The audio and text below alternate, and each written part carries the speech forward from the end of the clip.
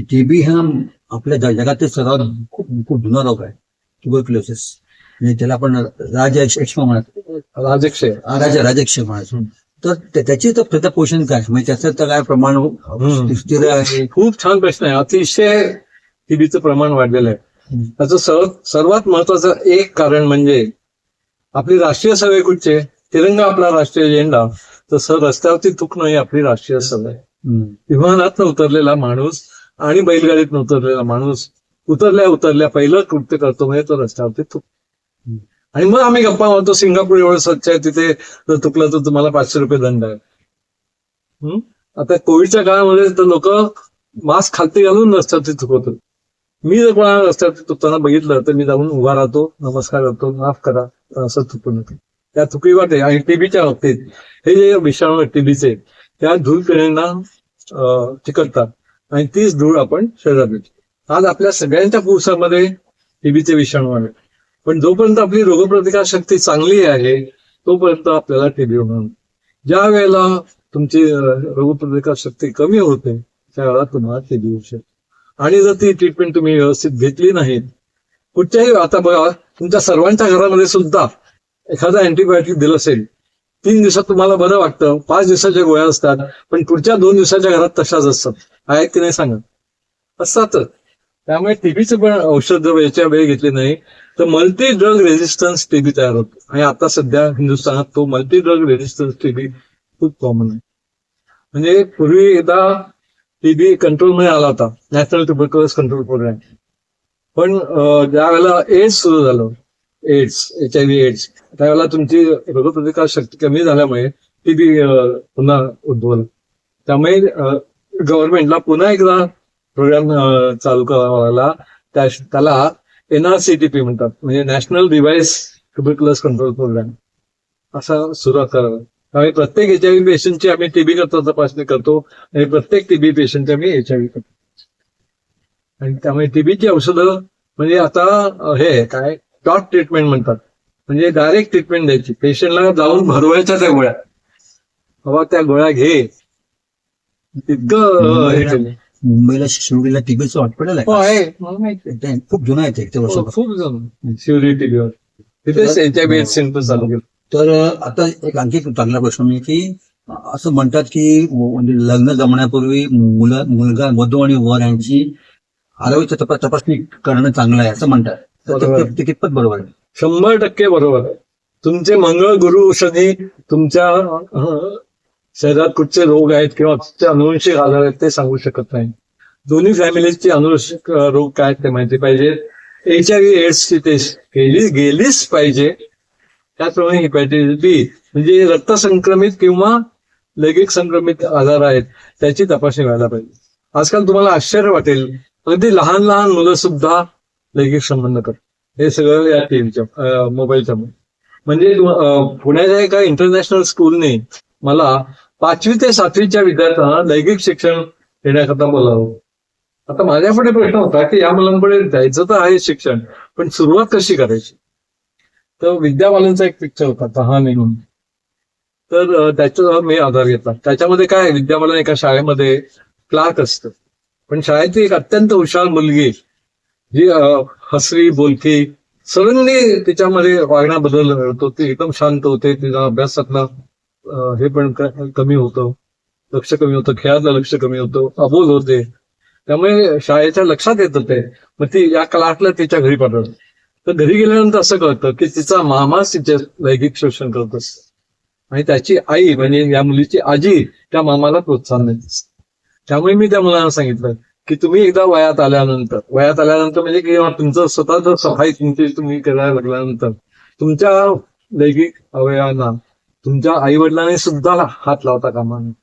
कारण तुम्हाला माहिती असेल, वाचलं असेल पेपरमध्ये की मुलीवरती अत्याचार करणारे बाप पण आहेत, लैंगिक अत्याचार. त्यामुळे हे लैंगिक अत्याचार जे होतात ना ते ओळखीच्या माणसाकडनंच होतात. लिफ्ट म्हण तो येणार जाणार, त्यामध्ये स्कूल बसचा ड्रायव्हर, क्लीनर त्यांच्याकडनंच हे होतात. त्यामुळे मग त्यांना सांगितलं आणि मग त्यांना अनाटॉमी फिजिओलॉजी सगळी समजावून सांगितली. अतिशय उत्कृष्ट कार्यक्रम झाला. पण how to project it in front of the. आणि मग आता लैंगिक शिक्षण म्हणजे काय, तर अॅनाटॉमी, फिजिओलॉजी आणि हायजीन त्या भागाची स्वच्छता कशी राखायची, त्याची अॅनाटॉमी काय आहे, त्याची फिजिओलॉजी काय, शरीर रचनाशास्त्र आणि शरीर कार्यशास्त्र हे समजावून सांगितलं. आणि आणखी एक महत्वाचा प्रश्न की वयाच्या कोणत्या टप्प्यानंतर आपण दरवर्षी आरोग्यविषयक चाचण्या किंवा हेल्थ चेकअप करून घेणं चांगलं? चांगला प्रश्न आहे. मला वाटतं एकदा तुम्ही कामाला म्हणजे एकदा बाहेरच्या जगात पडल्यानंतर वर्षात एकदा करा काही. पण त्या सुद्धा सगळ्या नाही. नंतर नेहमी करणं योग्य. सगळ्या म्हणजे एक तर एक्सरसाइज करून घ्या, कारण टीबी आपल्याकडे कॉमन आहे. सीबीसी ब्लड काउंट, आणि जर फॅमिली असेल, आई वडिलांपैकी कोणाला जर शुगर असेल तर त्याची तपासणी करण्याची, HbA1c, आणि विशेषतः मुलींमध्ये जर आईला, मावशीला, आजीला, मावस बहिणीला ब्रेस्ट कॅन्सर असेल तर त्या मुलींची पण तपासणी दरवर्षी केली पाहिजे. आणि आता मला आठवतंय 30-40 वर्षापूर्वी ठाण्याला एका डॉक्टरच्या लेक्चर ऐकायला मी गेलो होतो. त्यावेळेला सर्व्हायकल कॅन्सर म्हणजे गर्भाशयाच्या तोंडाचा कॅन्सरचं प्रमाण बायकांमध्ये खूप जास्त होतं. पण त्यावेळेला बघा, 40 वर्षापूर्वी टीव्ही, मोबाईल कुठे होते? काहीच नव्हतं. त्यामुळे एकच एंटरटेनमेंटचं हे होतं, ते म्हणजे सेक्स, आणि त्याच्यामुळे ते कॅन्सर जास्त व्हायचं. तर त्यांनी सांगितलं, एखादी स्त्री तुमच्याकडे सर्दी खोकला एखादा जरी आली तरी इंटरनल तपास करा सर्व्हायकल कॅन्सर. आता हे प्रॅक्टिकली शक्य नाहीये, पण त्यांचा सांगण्याचा हेतू काय होता किंवा तितका कॉमन आहे. पण त्याच्याकरता आता एक HPV वॅक्सिन म्हणून आलेलं आहे, ते घ्यायला काही हरकत नाही. त्याच्यामुळे काय हे होते काय, तुमची प्रजनन शक्ती कमी होते वगैरे असं काही नाहीये. 9 ते 14 वयापर्यंत एक इंजेक्शन देता येतं, 14 वर्षानंतर द्यायचं असेल तर 2 इंजेक्शन द्यावं, 0 आणि 6. HPV वॅक्सिन, ही वॅक्सिन ही वॅक्सिन घेतली पाहिजे, म्हणजे human papilloma virus vaccine. Doctor, आजच्या काळातला सर्वात महत्वाचा प्रश्न म्हणजे मोबाईलचा वापर. मोबाईलचा वापर आता एवढा वाढला आहे की त्याच्यामुळे काय वाईट परिणाम होतो का आपल्या आरोग्यावर? अतिशय वाईट परिणाम होता. एक म्हणजे मोबाईल 20 मिनिटानंतर तुम्ही थांबवलं पाहिजे. 20 मिनिटं, 20-20-20 असं एक रूल आहे की 20 मिनिटानंतर मोबाईल बंद करा, 20 मिनिटं वापरू नका, लांब कुठे राऊंडवर न्या, नंतर येतो. एक मोबाईल आला आणि दुसरं कॉम्प्युटर, हे दोन्ही गोष्टी त्यातल्याच आहेत. आणि लहान मुलांनी, म्हणजे ऑस्ट्रेलियामध्ये सुद्धा 18 वर्षापर्यंत सोशल मीडिया वापरायला बंदी आहे मुलांना. ही बंदी केलीच पाहिजे. अतिशय अतिशय महत्वाची आहे. म्हणजे आपण लहान वयाचे असताना लैंगिक शिक्षण आपल्याला कसं मिळालं सांगा? ही पिवळी पुस्तकं यायची बघा, फुटबॉल विकली जायची, आपण ती विकत घ्यायचो आणि इतिहासाच्या पुस्तकात लपून वाचायचं. पण त्याबद्दलची त्या वयात उत्सुकता असते, त्याच्याबद्दल काही चूक नाही, शरीरात घडणारे बदलच, पण ते योग्यच समजावून सांगणार कोणतरी पाहिजे. ते न सांगितल्यामुळे मोबाईलच्या अतिवापरामुळे त्या बाबतीत प्रॉब्लेम्स होत आहेत. खाण्यापिण्याचे सवयी बदलल्या आहेत. वर्क फ्रॉम होम, घरात बसूनच राहता तुम्ही, एक्सरसाइज नाही, ऍक्टिव्हिटीज नाहीत, मग डोकेदुखी, रात्री 2-2 वाजेपर्यंत बघायचं, मग डोकं, मग सकाळी ऍसिडिटी होते, मग कामावरती यायचं, कामामध्ये लक्ष नाही, कामावरती पण परिणाम. हे असे सगळे ते विशेष सर्कल आहे. आणि बाहेरचं जेवण, बाहेरचं खाणं आणि मोबाईलवरच्या जाहिराती सरकार का बंद करत नाही मला समजत नाही. ते कमलची जाहिरात येते काहीतरी, विमल मामाची गुटख्याची, किती वाईट आहे ते बंद व्हायलाच पाहिजे. इतकं वाईट आहे की सांगून सर. पण तुम्हाला साधं उदाहरण देतो.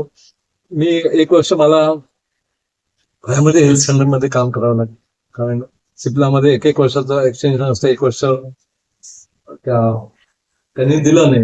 तिथला त्यावेळेचा जो चीफ होता, चीफ एक्झिक्युटिव्ह, त्याचा काहीतरी इगो इश्यू होता, तर म्हणून तिथे काम केलं. तर मी तिथल्या म्युन्सिपलच्या डॉक्टरांना सांगितलं की माझं एक व्याख्यान ठेवा मुलांकरता आणि त्यांच्या आई वडिलांकरता. त्यामुळे हे समजावून सांगूया पौष्टिक खाणं म्हणजे कसं, मोबाईलचा वापर कसा टाळायचा, हे ते. पण 1 वर्ष मी त्यांच्या मागे लागलोय, पण अजून सुद्धा त्यांनी एकही बरं, मला या लेक्चर करता पैसे नको, शाळेत मुलांच्या करता आणि त्यांच्या आई वडिलांकडे. हल्ली होतं काय, आई वडील दोघेही कामावर, कारण महागाई एवढी वाढलेली आहे. मग मूल पाळणा घरात किंवा कोणत्याही घरामध्ये जाईल. त्यामुळे जेव्हा तुम्ही डॉक्टरकडे येता त्यावेळेला डॉक्टर तुम्हाला सुद्धा स्वतःला माहिती नसतं की डॉक्टरांना काय सांगायचं त्याला मला काय होत आहे ते. कारण तुम्ही घरात दिवसभर नाहीच आहात. आणि मग तुम्हाला लगेच पेशंटनी बरं व्हायला डॉक्टरने बघितलं पाहिजे आणि लगेच बरं व्हायला पाहिजे असं होत नाही. कुठचाही आजार झाल्यानंतर औषधं देऊन बरं व्हायला 2-3 दिवसही लागणार नाहीत. तेवढा पण पेशन्स नाही. हे सगळं चुकीचं म्हणजे अनेक गोष्टी अशा चुकीच्या घडतायत. तर याच्याकरता पेशंट आणि डॉक्टर यांच्यामध्ये चांगला संवाद पाहिजे. हल्ली आपण बघतो आम्ही आमच्या वेळेला मी हॉस्पिटल चालू केलं तेव्हा पण पेशंट मरत होते किंवा मी सायन हॉस्पिटल असताना पण पेशंट मरत होते. पण असं हॉस्पिटलवरती दगडफेक किंवा डॉक्टरला मारहाण हा प्रकार नव्हता. आजकाल का वाढलाय? कारण डॉक्टर आणि पेशंट यांच्यामध्ये संवादच नाही.